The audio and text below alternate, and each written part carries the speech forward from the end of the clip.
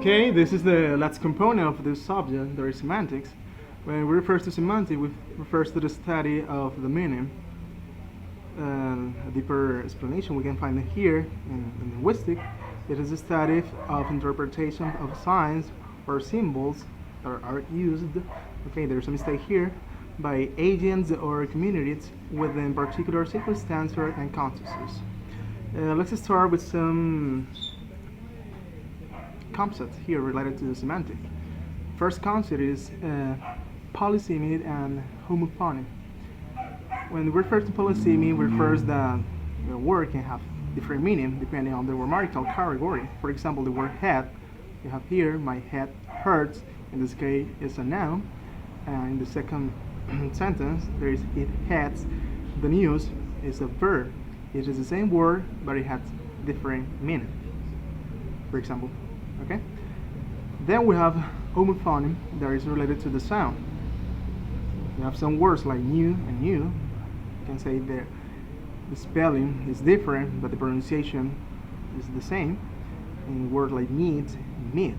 So the kind of words are homophony. They can two or more words that are pronounced the same but differ in meaning, okay, or spelling. For example, we have to get the noun peace and the noun peace. Okay, we can pronounce these two words the same way, but they have different meaning.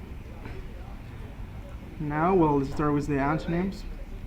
We have three types of antonyms. We have gradables, we have complementaries, and relational. In her gradable, we can establish a scale. For example, if we have big and small, we can say this is very big or it's very small. Yeah, we can establish like a scale. Complementary, there is no comparison or scale. It is a matter of being either one thing or another. Examples are alive and dead. It is alive or dead. It cannot be very alive or very dead. Yeah. Then we have relational. These antonyms depend on each other. For example, we have the word buy and sell that depends each other. They have a relation, or wife and husband. This is related to antonyms. Then we have another concept here, paraphrasing. Okay, well, that's changed. You can read this part of paraphrasing, but it is a summary, reading your own words. Okay, so we can have a paragraph and we rewrite this paragraph in using our own words. Well, we have here some steps maybe you can follow in order to paraphrase. I have another concept here. We have implication. Implication and entailment is the same. It's the principle that under certain conditions, the truth of one statement ensures the truth of a second statement. Let's look at the example. Maybe we can understand better this part. For example, I said Ben has been murdered, and is connected with Ben is dead. So the truth of the Ben has been murdered is connected ensures with the truth that Ben is dead. This is simply entailment. Let's see another concept. There is contradiction. There is a contradiction is a negative statement. There is the truth of one sentence necessarily implies the falseness of another sentence. We have here, for example, Elizabeth II is the Queen of England. Elizabeth II is a man. So if a queen, it cannot be a man, right? So it's a contradiction. The same as Scott is a man, Scott is a baby. There is a contradiction here. Contradiction. Analytic refers to the same truth condition within a sentence. For example, frozen water is ice. Of course, if frozen water is ice, or melty ice is water, or people from Brazil are Brazilians. Okay, this is analytic. It refers to the same truth condition you have here within a sentence. You have the same condition. Okay, well, we have ambiguity. And I'm going to explain this part because we already studied this in syntax, so we already know about ambiguity.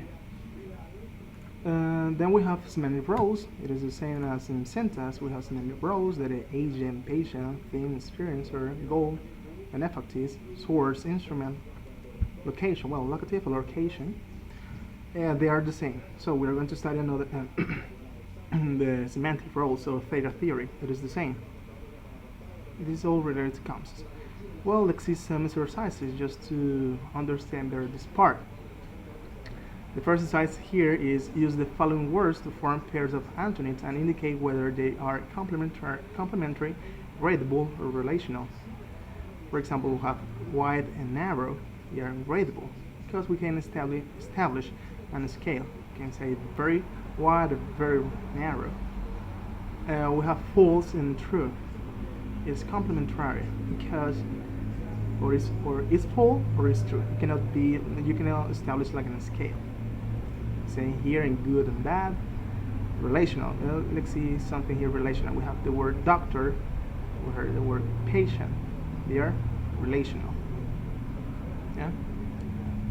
Then we have another kind of exercise here that is a single form can have two or more meaning. This is a concept. The phenomenon involves polysemy and homophony. Describe in each sentence each process. Well, we have this word here. Let's see this word, band and band. So they are polysemy because they have the same spelling and pronunciation but differ in meaning. For example, we have here bound, noun who talk about a group who share characteristics, or we can talk about band. This expresses a group who plays music with a specific instrument. So we can use the word bands in different contexts and it has different meaning. So it is polysemy. And we have some words in this case like band and band that here we pronounce in the same way but they are different words, so they are homophonic. More examples we have here. Then exercise number 3 is determine if the following sentences if they are paraphrasing, implication, entailment, contradiction, or ambiguity. For example, let's start example A, exercise A. We can see here that a triangle has 3 equal sides. So it's an implication because this is true, this part is true, and ensures this part that is also true. Okay, it's also true. Sorry.